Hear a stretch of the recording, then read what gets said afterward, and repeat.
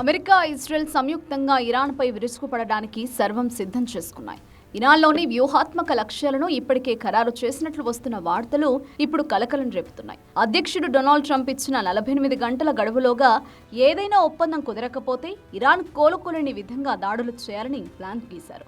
గత గురువారమే ఈ ఆపరేషన్కు సంబంధించి తుది మెరుగులు దిద్దినట్లు తెలుస్తోంది. గత 5 వారాలుగా జరుగుతున్న యుద్ధం ఇప్పుడు అత్యంత ప్రమాదకరమైన దశకు చేరుకుంది. అసలు అమెరికా, ఇజ్రాయెల్ ఏ ప్రాంతాలను లక్ష్యంగా చేసుకున్నాయి? ట్రంప్ హెచ్చరికల వెనుక ఉన్న అసలు ఉద్దేశం ఏమిటి? ఇరాన్పై జరిపే దాడులకు సంబంధించి అమెరికా, ఇజ్రాయెల్ మధ్య పూర్తి ఏకాభిప్రాయం కుదిరింది. గతంలో ఇరు దేశాల మధ్య కొన్ని విషయాల్లో భేదాభిప్రాయాలు ఉన్నప్పటికీ ఇప్పుడు మాత్రం ఒకే తాటిపై కూర్చాయి. ముఖ్యంగా ఇరాన్లోని శక్తి వనరులు, ఇంధన మౌలిక సదుపాయాలపై దాడులు చేసే అవకాశం ఉందని విశ్లేషకులు భావిస్తున్నారు. ఇప్పటికే 2 వారాల క్రితం టెహ్రాన్ సమీపంలోని చమురు నిల్వలపై ఇజ్రాయెల్ దాడులు చేసింది. అయితే అప్పట్లో ఆ దాడులు సామాన్య ప్రజలకు ఇబ్బంది కలిగిస్తాయన్న ఉద్దేశంతో అమెరికా అంతగా సుముఖత చూపలేదు. కానీ ఇప్పుడు ట్రంప్ స్వయంగా రంగంలోకి దిగడంతో పరిస్థితి పూర్తిగా మారిపోయింది. ఈసారి జరిగే దాడులు కేవలం సైనిక స్థావరాలకి పరిమితం కాకపోవచ్చని నిపుణులు హెచ్చరిస్తున్నారు. సామాన్య ప్రజలకు సంబంధించిన విద్యుత్ కేంద్రాలు, ఇతర కీలక వ్యవస్థలను కూడా లక్ష్యంగా చేసుకునే ప్రమాదం ఉంది.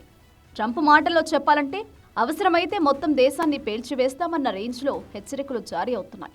యుద్ధం మొదలైనప్పటి నుంచి ఇప్పటి వరకు కేవలం సైనిక పరమైన దాడులే జరిగాయి. కానీ ఇప్పుడు సామాన్యుల జీవితాలను దెబ్బతీసేలా ప్రణాళికలు రూపొందడం ఆందోళన కలిగిస్తోంది.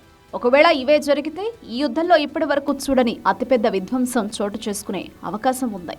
సామాన్య ఇరానియన్ల పరిస్థితి ఇప్పుడు అడకత్తెరలో పోకచెక్కలా మారింది.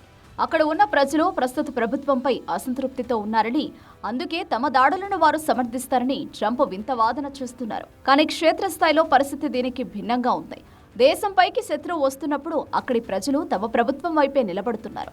ట్రంప్ వ్యాఖ్యలకు వ్యతిరేకంగా ఇరాన్ ప్రజలు ఏకమవుతున్నారు. ప్రస్తుతానికి అక్కడ ఎలాంటి నిరసనలు లేవు. సదా ప్రజల్లో మాత్రం యుద్ధం పట్ల తీవ్ర భయాందోళనలు వ్యక్తమవుతున్నాయి.